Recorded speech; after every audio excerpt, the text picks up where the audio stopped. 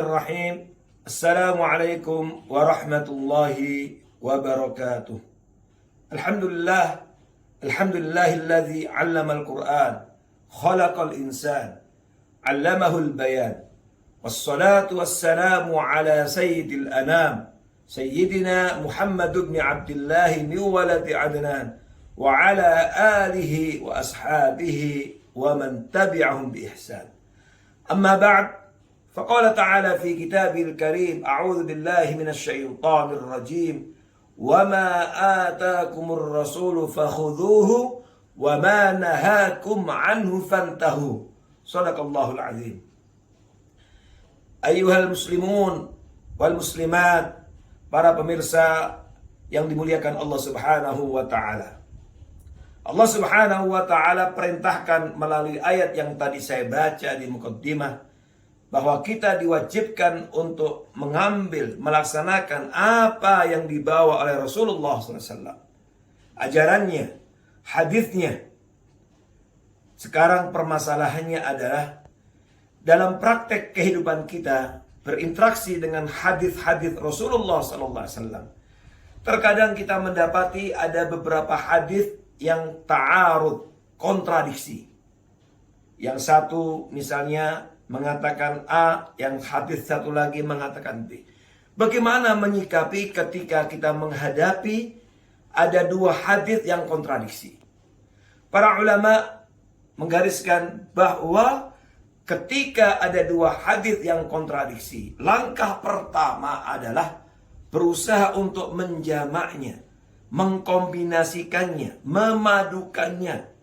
Karena ketika kita menjamak, mengkombinasikan, memadukan dua hadis yang kontradiksi itu, berarti kita mengamalkan keduanya. Tetapi terkadang ada dua hadis yang kontradiksi, tidak mungkin untuk dijamak, tidak mungkin untuk dihimpun, diamalkan dua-duanya. Bagaimana? Kalau tidak mungkin dijamak, tidak mungkin dipadukan, maka disinilah berlaku apa yang disebut dengan tarjih. Kita harus berusaha dengan sekuat tenaga, dengan wawasan keilmuan yang kita miliki untuk memenangkan satu, mengalahkan yang lain. Untuk menguatkan satu, melemahkan yang lain. Dan dalam kondisi seperti ini berarti dari dua hadis yang kontradiksi ini, berarti ada yang kita tarjih, yang itu namanya ar-rajih, yang kuat. Tapi juga ada yang al-marjuh, yang lemah atau yang kita kalahkan. Sekarang masalahnya adalah apa hukumnya mengamalkan dalil yang rajih? Ketika kita sudah mengetahui bahwa dari kedua hadis ini kita tahu mana yang rajih, mana yang marjuh, mana yang kita kuatkan, mana yang kita lemahkan. Pertanyaannya adalah, ma hukmul amal bil hadits rajih? Apa hukumnya mengamalkan hadis yang rajih? Ikhtalafal ulama, para ulama berbeda pendapat dalam masalah ini menjadi dua kelompok besar. Jumhur ulama, mayoritas ulama mengatakan mengamalkan dalil yang rajih hukumnya wajib. Jadi kalau kita sudah mengetahui bahwa ini yang kuat, maka kewajiban kita untuk mengamalkan hadis yang rajih itu. Dan Al-Imam Asy-Syaukani bahkan mengatakan ittafaqal ulama, telah sampai pada kesepakatan para ulama, ijma' para ulama, ketika kita memastikan dari dua hadis yang kontradiksi, yang ta'arud itu, kita tahu salah satunya adalah rajih, maka wajib kita amalkan. Sementara ada sebagian dari kelompok Zahiriyah, juga Imam Abu Bakar Al-Baqilani, wa ba'dul Mu'tazilah, sebagian kelompok dari Mu'tazilah, mereka mengingkari tarjih, dan kemudian dalam hal ini berarti mereka tidak lagi mewajibkan mengamalkan dalil rajih. Lalu masalahnya adalah kalau ada dua hadis yang kontradiksi, bagaimana mereka menyikapinya? Kelompok yang kedua ini mengatakan yajibut tawakkuf awil ikhtiyar.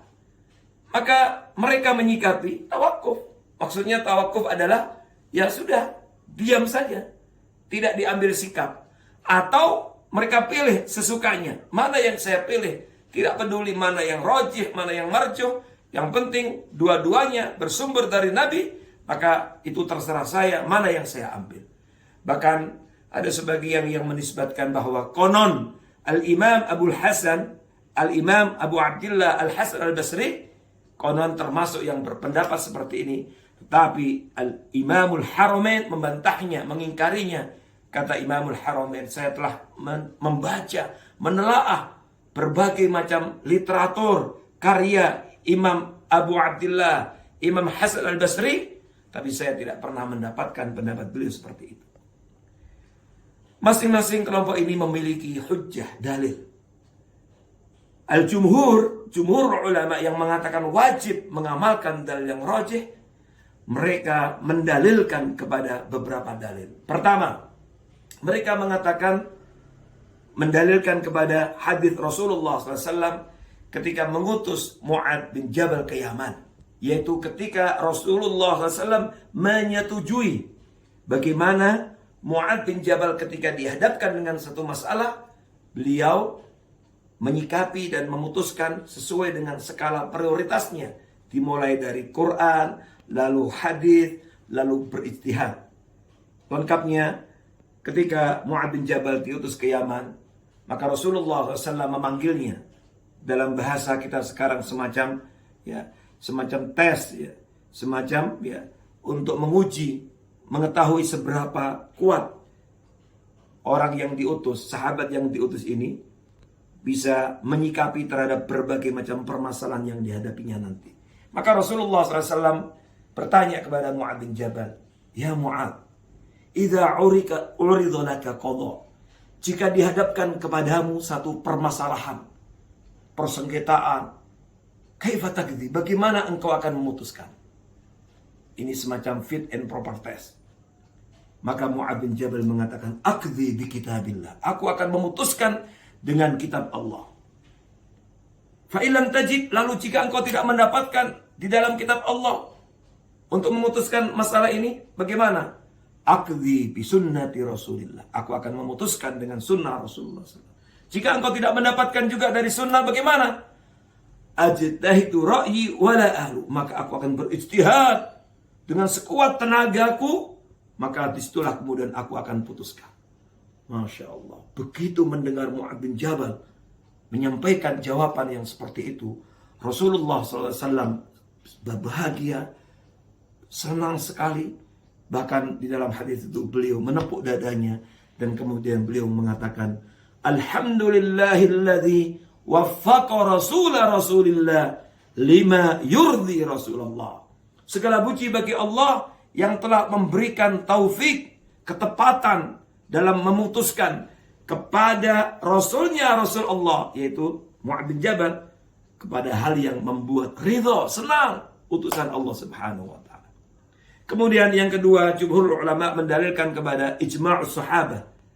Para sahabat telah berijma', menyepakati untuk mengamalkan dalil yang rajih, yaitu bahwa ada dua hadis yang diriwayatkan oleh Aisyah, yang satu diriwayatkan Abu Hurairah.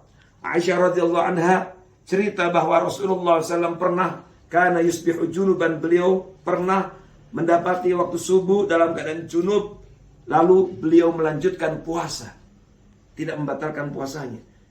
Tapi ada hadis yang lain, Abu Hurairah meriwayatkan bahwa Rasulullah SAW menyampaikan, barang siapa yang mendapati subuh dalam keadaan junub fala yasum, maka tidak boleh berpuasa, berarti dianggap membatalkan puasa.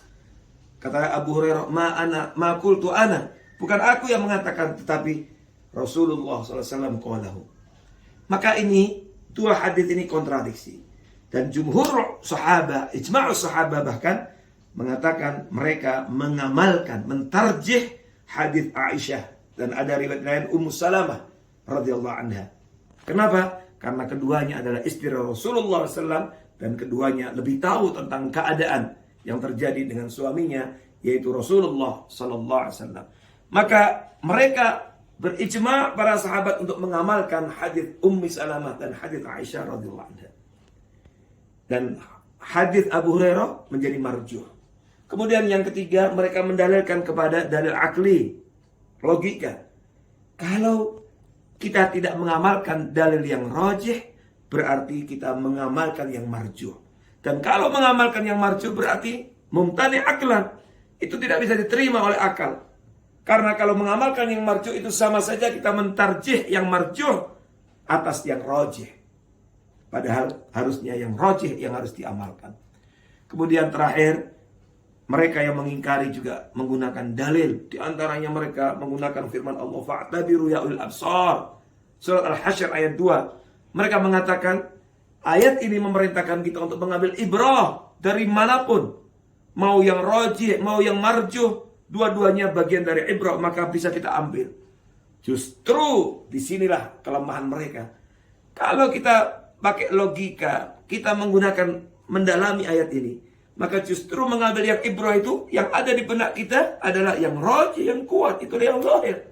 Mereka juga mengambil dalil, berdalil dengan hadis Rasulullah SAW, nahnu nahkum bil-zawahir, wallahu yatawalla sarair. Kita menghukumi yang zahir, sementara Allah yang menghukumi atau Allah yang menguasai atau mengurusi yang batin. Hadis ini dibantah oleh jumhur bahwa hadis inilah asalah. Tidak ada dasarnya. Dan kalaulah ada hadis sahih yang mirip, itu tidak berarti kemudian mentarjih atau mengamalkan yang marjuh. Tetapi justru yang zahir yang ada di benak kita adalah mengunggulkan dan mengamalkan yang rajih. Ma'asyiral muslimin wal muslimat hafizakumullah. Kesimpulannya bahwa kalau sudah sampai pada tahap kita mengetahui ada hadis yang rajih, ada yang marjuh, maka mengamalkan hadis yang rajih adalah wajib. Semoga Allah Subhanahu wa taala memberikan kebahagiaan, memberikan kebaikan dalam kehidupan kita karena semangat kita untuk mempelajari agama Allah, termasuk mempelajari hadis. Aqulu qouli hadza wa astaghfirullah li wa lakum wa fawqa kulli dhi'in alim. Wassalamu alaikum warahmatullahi wabarakatuh.